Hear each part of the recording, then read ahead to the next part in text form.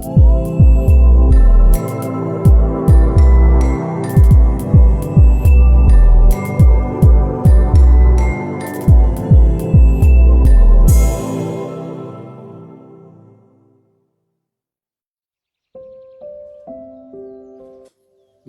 വചനം പേജിലൂടെ പുതിയ നിയമത്തിലെ രക്ഷാ നഷ്ട സാധ്യത പ്രമേയങ്ങളെ പഠിച്ചുകൊണ്ടിരിക്കുന്ന എല്ലാ ബഹുമാന്യ ശ്രോതാക്കൾക്കും റോമാലേഖനം 11 അധ്യായത്തിന്റെ 17 മുതൽ 24 വരെയുള്ള വാക്യങ്ങളിലെ പഠനത്തിലേക്ക് സ്വാഗതം.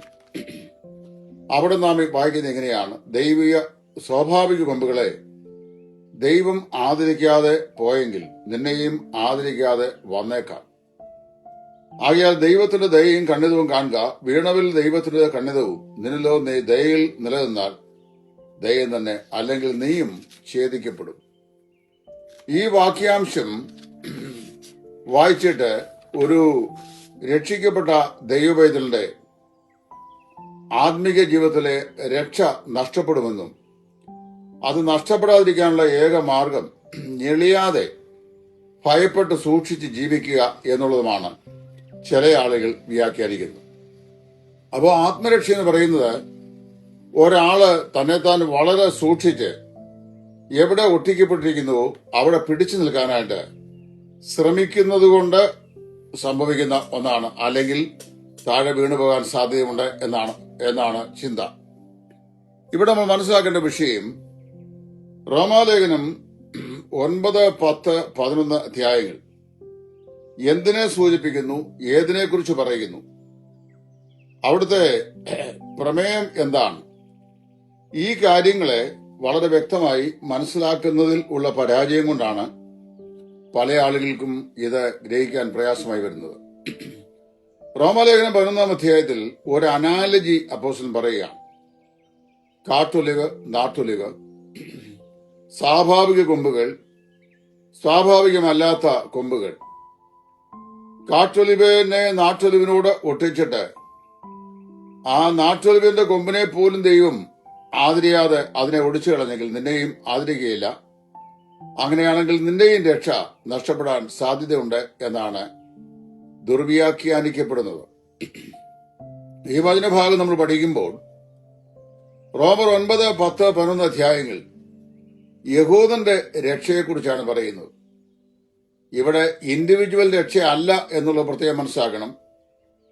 വ്യക്തിഗതമാകുന്ന രക്ഷയാണ് ഇത് എന്നെടുക്കുമ്പോഴാണ് രക്ഷാ നഷ്ടപാത പ്രമേയം ഇവിടെ സാധൂകരിക്കപ്പെടുന്നത്. എന്റെ 2 സ്നേഹിതരായ സജി മണിയാറ്റ്, അദ്ദേഹം IPC ചർച്ചിന്റെ ഒരു പാസ്റ്ററാണ്. ഷാർജയിൽ ഇപ്പോൾ അദ്ദേഹമുണ്ട്. അദ്ദേഹവും അദ്ദേഹത്തിന്റെ സ്നേഹിതനായിരിക്കുന്ന ജനൂ നൈനാൻ എന്ന് പറയുന്ന ഒരു ദേഹവും അവരിരുവരും ചേർന്ന് റോമർ 9, 10, 11 അധ്യായങ്ങൾക്ക് ഒരു വ്യാഖ്യാനം എഴുതിയിട്ടുണ്ട്. ഇംഗ്ലീഷിലും മലയാളത്തിലും അത് സുലഭമാണ്. വാസ്തവത്തില് ഈ റോമർ 9, 10, 11 അധ്യായങ്ങളുടെ സ്റ്റഡി സംബന്ധിച്ച് ഏറ്റവും അനുകരണീയമായ, വിശ്വസനീയമായ ഒരു പഠനം എനിക്ക് കാണാൻ കഴിഞ്ഞത് ഈ യുവ സഹോദരന്മാരുടെ രചനയിലൂടെയാണ്. ആ പുസ്തകം ഞാൻ സസൂക്ഷ്മം വായിച്ചു. അതിന് ഞാൻ പ്രീഫേസ് എഴുതിയിട്ടുണ്ട്. അത് മലയാളത്തിൽ നിന്ന് ഇംഗ്ലീഷിലേക്ക് പരിഭാഷപ്പെടുത്തിയിരിക്കുന്നത് ഞാൻ തന്നെയാണ്. നിങ്ങളിൽ ആർക്കെങ്കിലും അത് ആവശ്യമുണ്ടെങ്കിൽ ദയവായി നിങ്ങൾ സജി മണിയാറ്റ് എന്ന് പറയുന്ന സഹോദരനോട് അത് ചോദിച്ച് വാങ്ങി അതിന്റെ കോപ്പികൾ കരസ്ഥമാക്കി അത് പഠിക്കണം എന്ന് ദൈവനാമത്തിൽ ഈ സമയത്ത് ഞാൻ ഓർപ്പിക്കുകയാണ്. അങ്ങനെ പഠിച്ചാൽ അത് ഗുണമെന്നാന്ന് ചോദിച്ചു കഴിഞ്ഞാൽ, ഈ റോമാലേഖനം 9, 10, 11 അധ്യായങ്ങളെ കുറിച്ചുള്ള നിങ്ങളുടെ സകല സംശയവും എന്നേക്കുമായി ദൂരീകരിക്കപ്പെടും. പല ആളുകളും ഈ 11 അധ്യായത്തിൽ പറയപ്പെടുന്ന ഇൻഡിവിജ്വൽ സാൽവേഷൻ, വ്യക്തിഗതമാകുന്ന രക്ഷയാണെന്നാണ്. അങ്ങനെയല്ല. അത് യഹൂദന്മാരുടെ രക്ഷയ്ക്ക് വേണ്ടി ദൈവം ചില പ്രതീകങ്ങളെ അല്ലെങ്കിൽ ചില വ്യക്തികളെ ചരിത്രത്തിൽ തിരഞ്ഞെടുത്ത് അവരിലൂടെ ദൈവിക രക്ഷാ പദ്ധതിയുടെ പ്രദർശനം എങ്ങനെ ചെയ്തിരിക്കുന്നു എന്നതിനെ കാണിക്കുകയാണ് ചെയ്യുന്നത്. അപ്പൊ ദൈവത്തിന്റെ യുഗപരവും ജാതിപരവുമായ രക്ഷയുടെ പരിപാടിയെക്കുറിച്ചാണ് പറയുന്നത്, അല്ലാതെ വ്യക്തികളുടെ രക്ഷയെക്കുറിച്ചല്ല.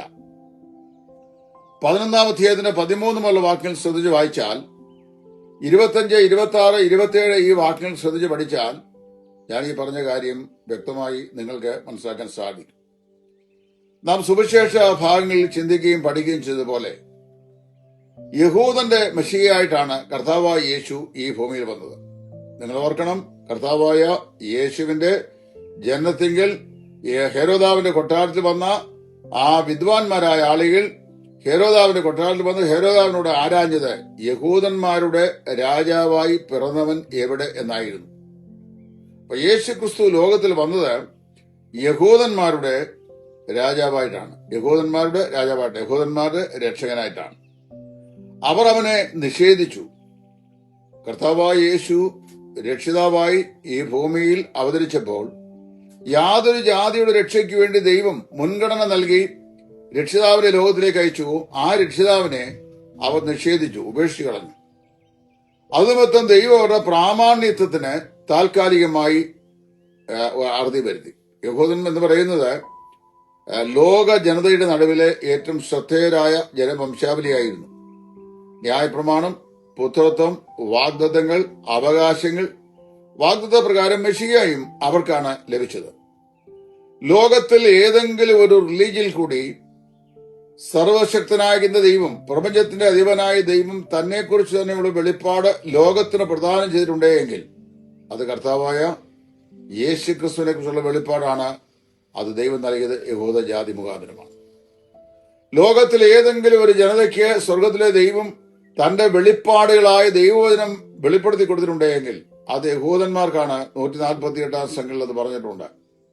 ഇങ്ങനെ അവൻ യാക്കോബിന് തന്റെ വചനങ്ങളും ഇസ്രായേലിന് തന്റെ കൽപ്പനകളും അറിയിച്ചു.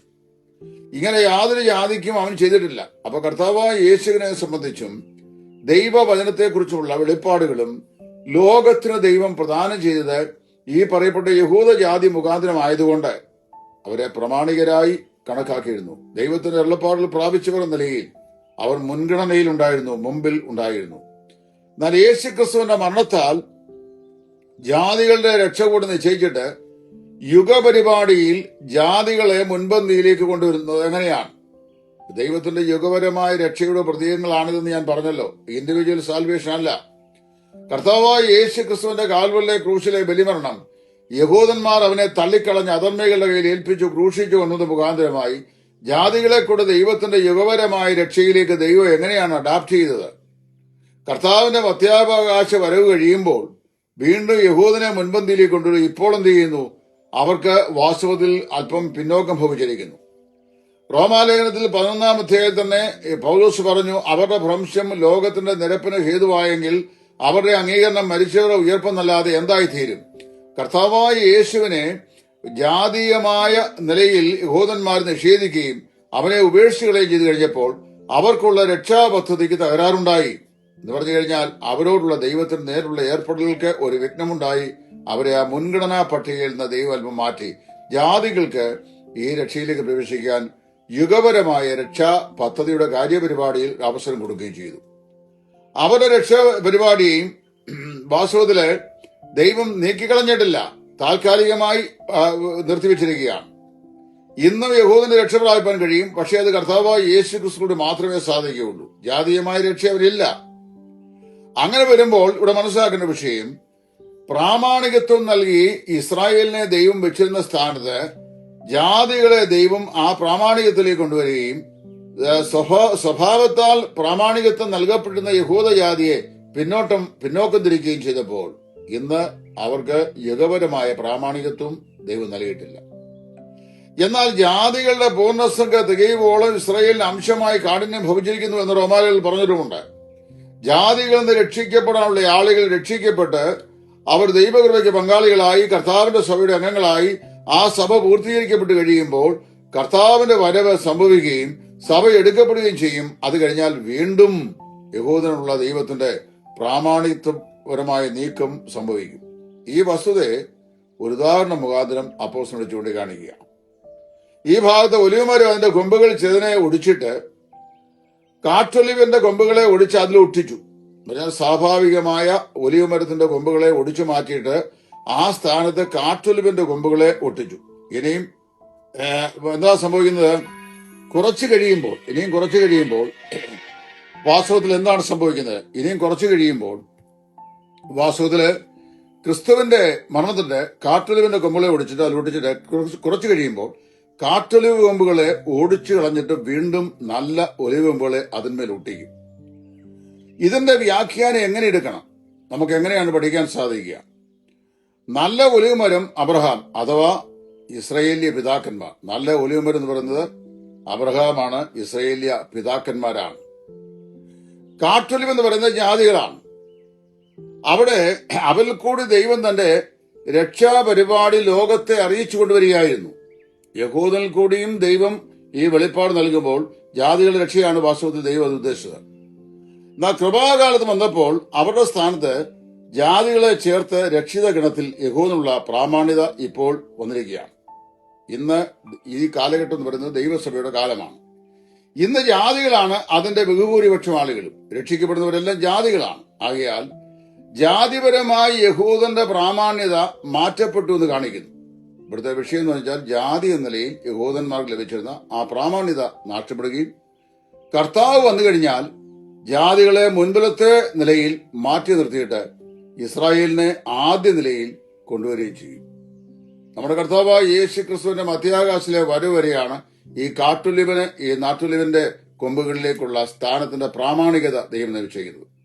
അത് കഴിയുമ്പോൾ അത് അവസാനിക്കുകയും ആദ്യ നിലയിൽ നിന്ന് മാത്രമല്ല അവരെല്ലാവരും രക്ഷിതഗണമായി രംഗത്ത് വരികയും ചെയ്യും. ഇങ്ങനെ ജാതീയമായ അംഗീകരണവും തിരസ്കരണവുമല്ലാതെ വ്യക്തിപരമായ രക്ഷാ പദ്ധതിയെ സംബന്ധിച്ച് ഒരക്ഷരം പോലും ഈ റോമർ 9, 10, 11 അധ്യായങ്ങളിൽ പൗലോസ് പറഞ്ഞിട്ടില്ല.